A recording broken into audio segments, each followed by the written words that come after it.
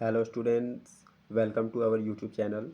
Students, इस video में हम एक बहुत ही इम्पोर्टेंट टॉपिक पर बात करने वाले हैं। आज इस वीडियो में हम जानेंगे यूएनओ के बारे में। यूएनओ क्या होता है, जिसे हम हिंदी में संयुक्त राष्ट्र संगठन कहते हैं और इंग्लिश में इसका पूरा नाम होता है यूनाइटेड नेशंस ऑर्गेनाइजेशन। तो आज का वीडियो बहुत ही खास रहने वाला है, खासकर उन स्टूडेंट्स के लिए जो कॉम्पिटिटिव एग्ज़ाम की तैयारी कर रहे हैं, किसी गवर्नमेंट एग्ज़ाम की तैयारी कर रहे हैं। तो ये जो टॉपिक है उनके लिए मोस्ट इम्पॉर्टेंट हो जाता है। चलिए स्टूडेंट्स, बिना किसी देरी के इस वीडियो पर आज हम बात करते हैं और इसके बारे में जानने की शुरुआत करते हैं। तो बने रहिए हमारे वीडियो में लास्ट तक। चलिए सबसे पहले हम ये जानेंगे कि ये यूएनओ जो है ये होता क्या है, इसका क्या डेफिनेशन है, क्या फुल फॉर्म है, ये सब इस वीडियो में हम जानेंगे। सबसे पहले इसमें जानते हैं हम यूएनओ क्या है। तो यूएनओ जो है ये है संयुक्त राष्ट्र। यूएनओ संयुक्त राष्ट्र संगठन एक अंतर्राष्ट्रीय संगठन है। ये इंटरनेशनल लेवल का एक ऑर्गेनाइजेशन है जो 24 अक्टूबर 1945 24 अक्टूबर 1945 को इस्टेब्लिश हुआ था। इसी दिन इसकी शुरुआत की गई थी। तो ये जो 24 अक्टूबर का जो दिन होता है, इसे आप याद रखेंगे। इसी दिन जो है यूएनओ की स्थापना की गई थी। अब इसको स्थापित करने के मुख्य उद्देश्य क्या थे, क्यों बनाए गए थे ये। तो यूएनओ के गठन का सबसे मुख्य जो कारण था वो था द्वितीय विश्व युद्ध के बाद इसका गठन किया गया। और इसलिए किया गया ताकि और जो विश्व युद्ध है, जो वर्ल्ड वॉर है, जैसे दो विश्व वर्ल्ड वॉर हो चुके थे, तीसरा वर्ल्ड वॉर ना हो, इसके लिए ये यूएनओ बनाया गया था। इसमें सभी देशों की सहमति शामिल होती है। जितने भी देश इसमें सम्मिलित हैं उन सभी के प्रतिनिधि इसमें होते हैं। तो इसके जो मुख्य उद्देश्य थे वो क्या क्या थे। सबसे पहला इसका उद्देश्य था वो है शांति और सुरक्षा बनाए रखना। वर्ल्ड के जितने भी कंट्रीज़ हैं उन सभी में शांति और सुरक्षा बनाए रखना, युद्ध की स्थिति ना आने देना। यदि युद्ध की स्थिति आ भी जाती है तो उसे बातचीत करके उसे सुलझाना। तो ये पहला जो उद्देश्य था वो है शांति और सुरक्षा बनाए रखना। नेक्स्ट है मानवाधिकार की रक्षा करना। मनुष्य मानव होने के आधार पर प्रत्येक व्यक्ति की कुछ गरिमापूर्ण जीवन जीने के लिए उसे कुछ विशिष्ट परिस्थितियों की आवश्यकता होती है। तो उनके जो अधिकार है उनकी रक्षा करने के लिए भी इसका निर्माण किया गया था। नेक्स्ट है विकास और आर्थिक सुधार को बढ़ावा देना। इससे जुड़े हुए सारे कंट्रीज जो है उनके विकास और उनके आर्थिक विकास को सुधारने और उन्हें बढ़ाने के लिए भी इसका एक मुख्य उद्देश्य था। नेक्स्ट है दुनिया भर में सभी देशों के बीच सामाजिक और सांस्कृतिक मेल जोल को बढ़ावा देना। तो ये जो चारों इसके मुख्य उद्देश्य है ये आपको याद रखने चाहिए। इसकी स्थापना कब की गई थी, तो 24 अक्टूबर 1945 को। इसका जो मुख्यालय है वो है अमेरिका के न्यूयॉर्क में। कहाँ है, अमेरिका के न्यूयॉर्क में। लेकिन इसका एक और जो है वो है क्षेत्रीय कार्यालय है जो जिनेवा में भी स्थित है। तो इसका हेड ऑफिस कहाँ है, तो वो है न्यूयॉर्क में, और एक क्षेत्रीय कार्यालय कहाँ है, तो जिनेवा में है। आज यूएनओ के 193 मेंबर्स है। 193 सदस्य देश इसके बने हुए हैं जो पूरी दुनिया का प्रतिनिधित्व करते हैं। तो ये तो हुई यूएनओ के बारे में कुछ सामान्य जानकारी, जिसमें हमने जाना कि यूएनओ का गठन क्यों किया गया, इसके मुख्य उद्देश्य क्या है, इसके जो ऑफिस है, कार्यालय है, वो कहाँ है। अब हम ये जानेंगे यूएनओ के काम करने का तरीका क्या है, ये कैसे काम करता है। तो यूएनओ का काम बहुत सारे महत्वपूर्ण कार्यों को कवर करता है। इसका केवल एक कार्य नहीं होता, बहुत से कार्य होते हैं। और इसके पास कुछ ऐसे महत्वपूर्ण अंग हैं जो दुनिया के महत्वपूर्ण मुद्दों को संभालते हैं। यूएनओ की संरचना कुछ इस प्रकार है। हम एक एक करके देखेंगे इसकी संरचना में क्या क्या आते हैं। सबसे पहला इसमें होता है जनरल असेंबली। जिस प्रकार हमारे देश में एक असेंबली होती है, संसद होता है, उसी तरह इसमें भी एक जनरल असेंबली होती है। यह सबसे बड़ा अंग होता है यूएनओ में। यह सबसे बड़ा एक अंग होता है जिसमें हर सदस्य देश का एक वोट शामिल होता है। इसमें 193 कंट्रीज़ है, तो इसमें 193 मेंबर जो है वोट कर सकते हैं। इसमें होता है जनरल असेंबली में। नेक्स्ट होता है, इसमें हर देश अपने विचारों को साझा कर सकता है और वैश्विक मुद्दों पर निर्णय लिया जाता है। जिस प्रकार हमारे देश के संसद में लोगों की जो समस्याएं हैं उनसे रिलेटेड समस्याओं के निराकरण के लिए जो विचार होते हैं वो संसद में पेश किए जाते हैं और उन पर विचार किया जाता है। उसी तरह अंतर्राष्ट्रीय स्तर पर भी इन विभिन्न समस्याओं को सुलझाने के लिए सभी मेंबर्स जो है अपना विचार साझा करते हैं और इसे वैश्विक मुद्दों पर निर्णय लिया जाता है। इसे उदाहरण से देखेंगे हम। अगर दुनिया में कोई पर्यावरण संकट हो, मान लीजिए कि पूरे वर्ल्ड में पर्यावरण पर कोई संकट आ रहा हो, तो यह मुद्दा इस मुद्दे की कहाँ उठाया जाएगा, इस मुद्दे को, तो ये होता है जनरल असेंबली में। यहीं पर इसकी चर्चा की जाती है और इसके समाधान के निर्णय भी यहीं पर लिए जाते हैं। तो ये हुआ जनरल असेंबली। इनमें क्या क्या कार्य होता है, तो ये कार्य होते हैं। अब बात करेंगे हम इसके एक दूसरे महत्वपूर्ण अंग के बारे में। वो क्या होता है, सुरक्षा परिषद। सुरक्षा परिषद का मुख्य कार्य क्या है कि पूरी दुनिया में शांति और सुरक्षा को स्थापित करना और उसे बनाए रखना। इसमें 15 सदस्य देश होते हैं।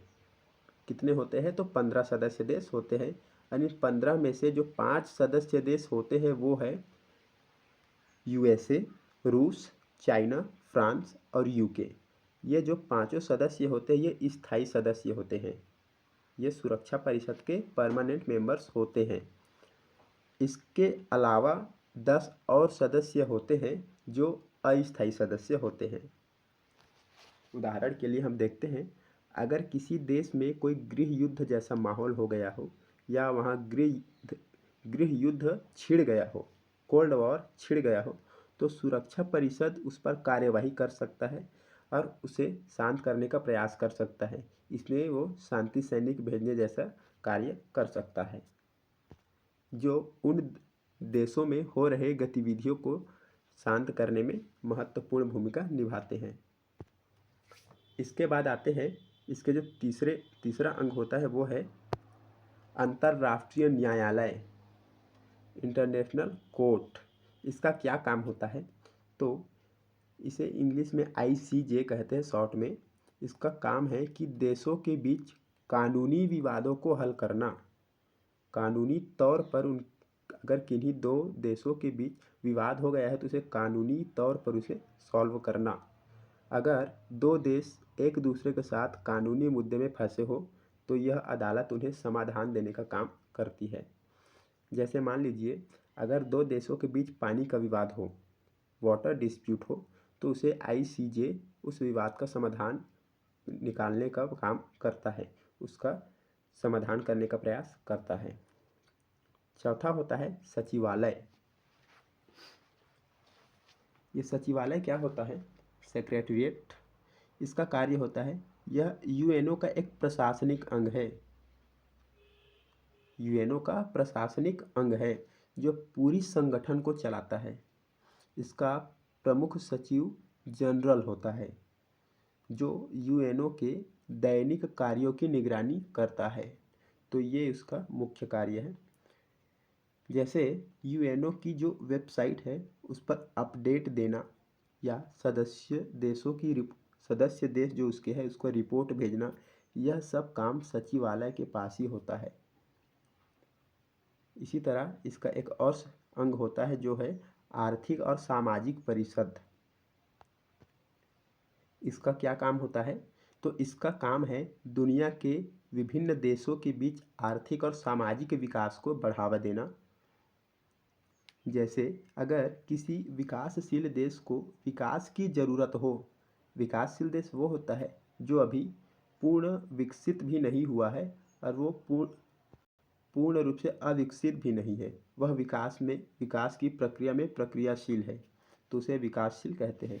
अगर किसी विकासशील देश को विकास की ज़रूरत हो तो उसे आर्थिक और सामाजिक परिषद उस देश को वित्तीय सहायता, उनको लोन देना आदि और संसाधन प्रदान कर सकता है। तो ये होता है आर्थिक और सामाजिक परिषद और इनके काम। तो ये तो हुए यूएनओ और उसके विभिन्न अंग। अब हम ये जानेंगे कि इस यूएनओ को स्थापित करने के बाद इसका कोई लाभ भी हमें हुआ या नहीं, इसने कोई कार्यक्रम किए हैं या नहीं। तो चलिए अब इसी के बारे में जानेंगे, यूएनओ के कुछ प्रसिद्ध कार्यक्रम और मिशन जो इसे इम्पोर्टेंट बनाता है। तो यूएनओ ने कई बड़े बड़े मिशन लॉन्च किए हैं जो दुनिया के विकास में मददगार रहे हैं। उनमें से पहला है यूनिसेफ। यूनिसेफ का फुल फॉर्म होता है United Nations International children's emergency fund. ये एक बहुत ही सराहनीय काम है यूएनओ का। इसके काम क्या है? यह एक ऐसा मिशन है जो बच्चों के भविष्य और उनकी सेहत के लिए काम करता है, और यह केवल कुछ देशों के लिए नहीं बल्कि यूएनओ के सारे सदस्य देशों के लिए कार्य करता है। यूनिसेफ दुनिया के कई गरीब देशों में बच्चों को शिक्षा और स्वास्थ्य सुविधाएं प्रदान करता है, तो यह इसका बहुत ही सराहनीय कार्य है। दूसरा है WHO। स्टूडेंट्स, आपने WHO का नाम कभी न कभी तो सुना ही होगा, और अगर आप कोरोना के दौर से गुजरे हैं तो आपने ये नाम तो टीवी में या सोशल मीडिया में कई बार सुना होगा। WHO का फुल फॉर्म होता है वर्ल्ड हेल्थ ऑर्गेनाइजेशन। इसका काम क्या होता है? दुनिया भर में स्वास्थ्य की बेहतरी करना, स्वास्थ्य की देखभाल करना, दुनिया भर के जितने भी लोग हैं उनके स्वास्थ्य का ध्यान रखना WHO का काम होता है। इसने कोविड-19 के दौरान वैश्विक स्वास्थ्य आपातकाल को संभाला और वैक्सीन के जो वितरण थी, डिस्ट्रीब्यूशन में उसने मदद की थी। तो इसी प्रकार और जितने भी महामारी फैले हैं दुनिया में, उसमें इसका बहुत बड़ा योगदान रहा है। इसी तरह नेक्स्ट है UNHCR। फुल फॉर्म है इसका United Nations high commissioner for refugees. अब ये क्या होता है? यह शरणार्थियों के संकट को संभालता है। जैसे जब कोई देश अपने नागरिकों को सुरक्षा नहीं दे पाता तो शरणार्थी लोग दूसरे देशों में जाते हैं, और UNHCR उन्हें शरण और संसाधन प्रदान करता है। तो ये होता है UNHCR का काम। और ये जो मिशन है ये यूएनओ के द्वारा लॉन्च किया गया है। तो इस प्रकार हमने जाना कि यूएन केवल एक बिल्डिंग ही नहीं है, केवल एक संस्था ही नहीं है, बल्कि यह कार्य भी करती है। अब हम जानेंगे कि यूएनओ का क्या महत्व है, हमारे जीवन में यूएनओ का महत्व क्या है। तो इसका बहुत अधिक महत्व है। दुनिया में कई बार ऐसी स्थिति आती है जहां देशों को अपने हितों के लिए एक दूसरों से संघर्ष करना पड़ता है।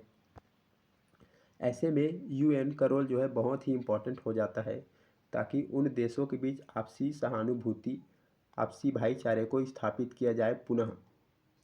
जैसे उदाहरण के थ्रू आपको बताते हैं, जब 2003 में इराक ने अमेरिका के खिलाफ युद्ध शुरू कर दिया था, अमेरिका और इराक के बीच युद्ध शुरू हो गया था 2003 में, तो यूएनओ ने शांति वार्ता और प्रतिबंध लागू कर स्थिति को संभाला था। अगर यूएनओ नहीं होता तो दुनिया को एक और बड़ी युद्ध का सामना करना पड़ सकता था। तो ये इसका एक बहुत ही महत्वपूर्ण कार्य था। यूएनओ की वजह से ही दुनिया में कई प्रमुख मुद्दे हल हुए हैं, जिनमें से आप देख सकते हैं न्यूक्लियर निरस्त्रीकरण। ये क्या होता है? यूएनओ ने कई संधियां बनाई हैं जो देशों को न्यूक्लियर हथियारों को कम करने और उनका दुरुपयोग न करने के लिए प्रेरित करता है, ताकि मानवता पर इसका बहुत ही कम या जितना हो सके इसका गलत प्रभाव ना पड़े। दूसरा है मानवाधिकार सुरक्षा। यूएनओ ने दुनिया भर में मानवाधिकार के लिए एक मजबूत ढांचा तैयार किया है, जिसे हर देश को पालन करना पड़ता है। इन सब के साथ ही यूएनओ को काम करने के लिए कुछ चुनौतियों का भी सामना करना पड़ता है। तो ये क्या क्या होते हैं, इनमें सबसे पहला होता है सुरक्षा परिषद में वीटो शक्ति। जैसा कि हमने आपको बताया, सुरक्षा परिषद में कुल 15 सदस्य होते हैं, जिनमें 5 तो स्थायी सदस्य होते हैं और 10 अस्थायी सदस्य होते हैं। तो ये जो 5 स्थायी सदस्य है, यूएसए, रूस, चाइना, फ्रांस और यूके, जो अपनी शक्ति का उपयोग किसी भी निर्णय को रोक सकते हैं। अब देखिए, अगर कोई मुद्दा किसी देश के लिए लाभदायक है और किसी किसी के लिए बहुत ज़्यादा लाभदायक है, किसी के लिए नुकसानदायक है, लेकिन अगर इन पांचों देशों को वह पसंद नहीं आता, तो ये उस मुद्दे को वहीं यूएनओ में ही रोक सकते हैं। वहाँ की जो जनरल असेंबली होती है वही इसको दबा सकते हैं, इसको नकार सकते हैं। तो ये यूएनओ के लिए एक महत्वपूर्ण चुनौती होती है। अगला होता है अधिकार लागू करने में कमी। यूएनओ के पास अपने निर्णयों को लागू करने की कोई सीधी शक्ति नहीं है। ऐसा नहीं कि यूएनओ में कोई कोई कानून जैसी कोई चीज़ बनी और उसे सीधे पूरी दुनिया में लागू कर दिया जाए, ऐसी कोई शक्ति उसके पास नहीं है। तो यह इसके लिए बहुत बड़ी चुनौती होती है। अगर कोई देश यूएनओ के निर्णय को नज़रअंदाज करता है, तो ये यूएनओ को उस पर दबाव डालने में कठिनाइयाँ होती है। और होती है एक आर्थिक समस्याएं। ये क्या होता है, इनके पास पर्याप्त वित्तीय साधनों की कमी होती है, वित्तीय संसाधनों की कमी होती है, जो कभी कभी उनके कार्यक्रमों को चलाने में रुकावट डालती है। जब इनके पास फंड ही नहीं रहेगा, तो ये उन प्रोग्राम्स को कैसे चलाएंगे। तो डियर स्टूडेंट्स, इस तरह आज के वीडियो में हमने जाना संयुक्त राष्ट्र संगठन दुनिया के लिए क्या है, क्या काम करता है और इसके कौन कौन से मिशन हैं जो पॉपुलर हुए हैं और ये किस प्रकार हमारे लिए लाभदायक हैं। बेशक इसके पास कुछ चुनौतियां होती हैं अपने काम को करने में, लेकिन इसके बावजूद भी यह एक बहुत ही बड़ा ऑर्गेनाइजेशन है जो पूरी दुनिया में एक बहुत ही महत्वपूर्ण स्थान रखता है। तो स्टूडेंट्स, इस तरह आज के वीडियो में हमने यूएनओ के बारे में जाना। अगर इससे रिलेटेड आपको कोई और जानकारी चाहिए तो आप हमें कमेंट कर सकते हैं, हम आपके लिए उस पर और एक वीडियो बनाकर आपको देंगे। तो फ्रेंड्स, आज के लिए बस इतना ही। चलिए आपसे एक और नए वीडियो में नए टॉपिक के साथ फिर से मिलेंगे। तब तक के लिए ऑल द बेस्ट।